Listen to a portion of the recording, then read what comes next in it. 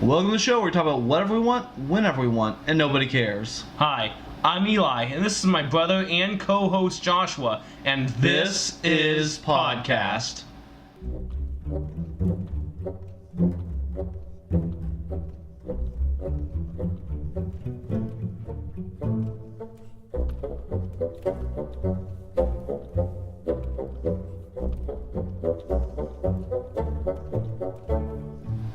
So, these last couple of days, you guys have been playing, you and Andrew have been playing Assassin's Creed Unity. Right.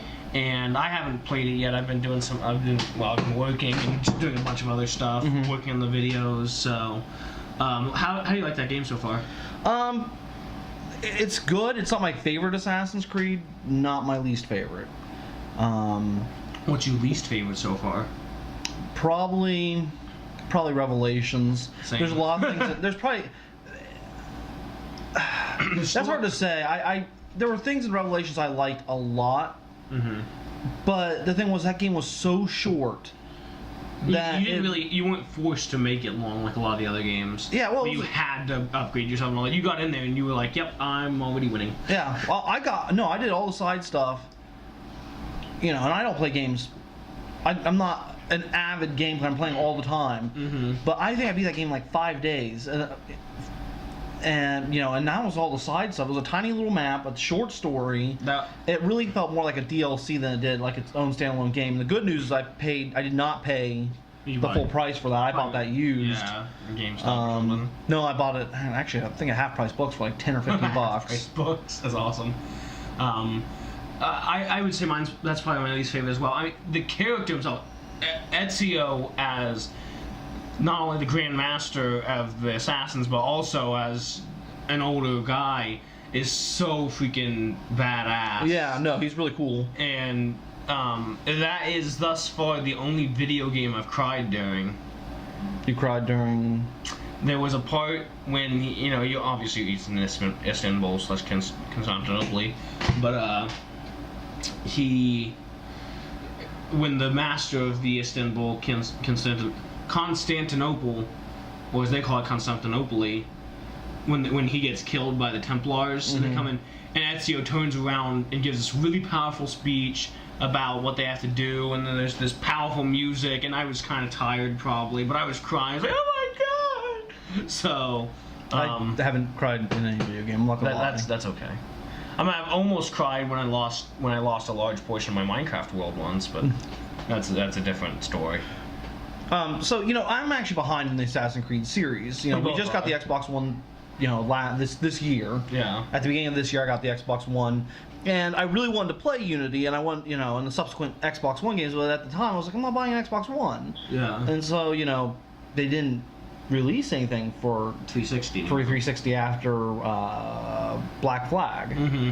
No, Rogue came out after. Yes, after Rogue. I'm sorry. But you never played Rogue. I had no. I did. Watched through it. I watched the story.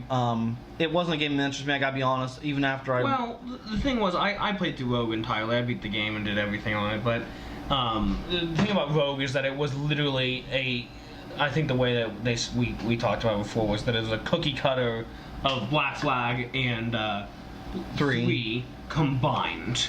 That's literally what it felt like. There was the hunting aspect and the land aspect, but then the other half was on water, sailing. And they changed some of the mechanics instead of the sailing, and that kind of was stupid, actually. I really wish they'd kept it exactly the way Black Flag was. Right. But yeah, what's your favorite? Or at least who's your favorite assassin so far? If not, what's your favorite game? Aesthetically looking, the look, my favorite probably has to be either Altair. I love the way Altair looks. He's so much simpler than all the other assassins. He doesn't have shit hanging all over him. Yeah. He's just so simple looking. And Altair's the character that made me fall in love with the franchise. So aesthetically, Altair, hands down. They're with a very close second, honestly, Aveline de Grandpré. She was the one that got her own little standalone game, Assassin's Creed Liberation. And she's a very different looking assassin. I thought she was very cool looking. Yeah. She doesn't have the hood. She's got her little tricorn hat. Mm-hmm. When you said that, what in Syndicate, he wears a top hat. He wears a top hat and he takes it off and puts the hood on when he's making his job. Partially, we were talking about the other day is the idea that eventually the hood does go out of style. Until we talked about. Well, even in like Assassin's Creed, the one I'm playing right now, Unity, really in the 1700s. And even in Connor's time, in the in the late 1700s, 1800s, in the 1700s, the hood was way out of style. The average headwear would be a hat. Mm-hmm. And so, a wig. Yeah, with a little wig with the cornrows, the little rolls on the side, you know. So yes, aesthetically, Aveline and hands down Altair. My favorite game though, hands down, is Black Flag. Black Flag was awesome. I'm a pirate at heart, and that just got me right here. Mm-hmm. The whole game, I just loved being a pirate and playing all those aspects. They really captured that culture well. Yeah. So, what are your favorite assassins, favorite games, whatnot? Probably my favorite assassin is either Altair, or I also liked Shay Cormac a lot. He wasn't an assassin. By the end, he became a Templar. Hopefully, you played that game, or at least know how that game goes, and I didn't just give something away. That was pretty early. It was like halfway through the game. He becomes a Templar, but playing Shay was really cool. He looked cool. His Templar outfit was really cool. The black big, and red. long black jacket and red. Yeah. I will say about Shay, after watching through that story, I gotta be honest, the story felt redundant. Mm-hmm. Because the reason he leaves the Assassins is he has a problem with the way they do things. Yeah. And truthfully, by the time he's with the Templars, he even begins to kind of question them, but he stays with them. Yeah. And he can see that the Templars aren't that far off from the pain. You can see that the Templars aren't really that far off from the Assassins in the way they approach things. Mm-hmm. And so I guess I felt it was redundant. He left the Assassins and then stayed with the Templars. Yeah. And I guess I would have thought I probably would have liked the story better. Mm-hmm. If he had walked away from both. He was like, you know what, I'm done with both of you. You can fight, you can fight amongst each other, and I'm done. Would have been a better ending, I think. It would have been a better conclusion to Shay's story. I thought it was actually kind of interesting. I didn't know that Unity would start at the end of Rogue. Yes. Arno's father is the guy that you kill as Shay at the end of Rogue in Versailles. Like, oh, that's actually incredibly interesting. Well, without Desmond being the linchpin for all the things that happen in the Assassin's Creed universe, because they've gotten away from that. Desmond really isn't the thing that holds the Assassin's Creed universe together anymore. Well, as I've seen so far, you're not spending time outside the Animus yet. Yeah. So. Well, I'm just saying, like, he's not the thing that holds it together. Yeah. So, I guess it seems to me that. I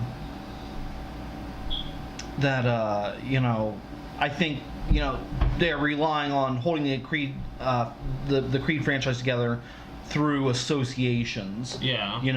Adewale was Edward's first mate, who was Achilles' mentor, who Shay turned on. And then Connor found Achilles, Shay killed Arno's father, and Arno became an So there's all these interconnections. So they're using all these relations to hold the whole universe together, as opposed to using Desmond. You had mentioned the idea about at the end of in one of the codex that you saw from Altair in Ezio's time. He found Altair's codex, and he found the. What was it?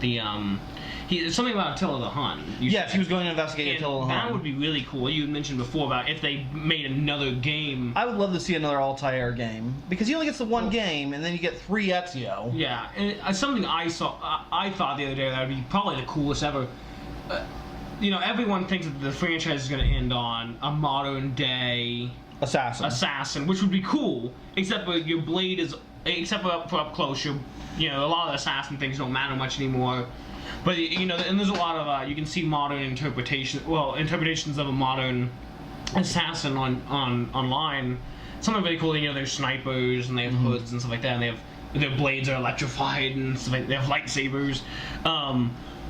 But something that I would love to see is maybe have them do that, but then have the very last game or something like that, another Altair game that kind of changes the dynamic of the whole series. It kind of bookend it. Unexpectedly, you're like, wait a minute, what does that mean? Bookend the franchise on Altair.